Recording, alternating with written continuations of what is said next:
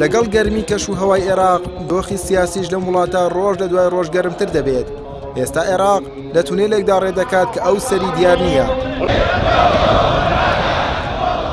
دوای نزیکەی دەمانگ لە هەڵبژاردننی ئەنجومەنی نوێنەرانی عێراق لایەنە شیعەکان ناکۆکیە سیاسیەکانیان لەسەر دەسەڵات گەیاندۆتە لوتکە و بە پێی داخوازیەکانی هەردوو لاش ومێدێکی ئەوتۆ نییە بۆ دەربازبوون لە دۆخی چەقبەستووی.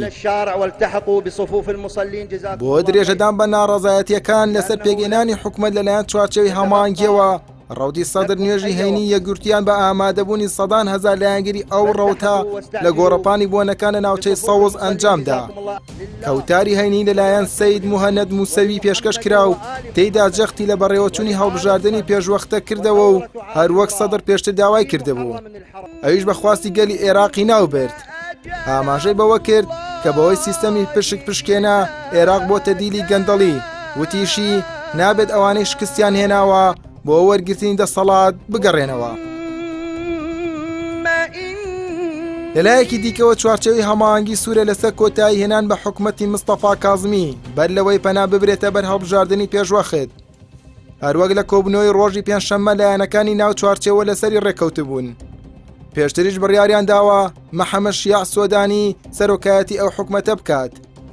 لەبارەی ئەم پرسە چوارچێوی هەماهەنگی بڕیاری داوە لەگەڵ سەدر گفتوگۆی زیاتر بکات، بەڵام سەدر کە ئێستا ناوچەی سەوز و پەرلەمانی لە ڕێگەی جەماوەرەکەیەوە کۆنتڕۆڵ کردووە، بە بڕوای چاودێران پێشبینی ناکرێت مل بۆ ئەو داخوازیانە بدات و بە پێچەوانەوە ئامانجی سەدر هەڵوەشانەوەی یاسای هەڵبژاردن و ئەنجومەنی نوێنەران و ئەنجومەنی دادوەریە.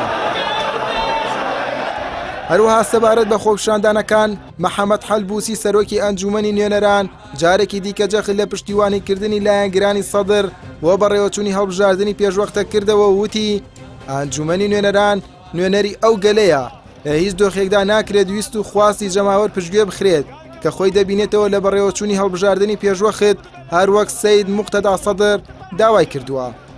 حەلبوسی وتیشی ئێمە پشتیوانی لە هەڵبژاردننی پێشوەختە دەکەین لە وادەیەکی دیاریکراو کە لایەنەکان لەسەری ڕێککەوتون بۆ درێژەدان بە پرۆژەی دیموکراتیەت لەژێر چەتری دەستور و لێکتێگەیشتن و لێکدانەوەی بەرژەوەندی نیشتیمانیانە. ئەوەی لەم نێوەندەدا هەڵوێستی ڕوونیە دوو حیزبە دەسەڵاتدارەکە هەرێمی کوردستانن کە تا ئێستا ئەوان لە نێو خۆیاندا نەیانتوانیە لەو ماوەیەدا ناکۆکەکانیان لەسەر پۆستی سەرۆکۆمار چارەسەر بکەن.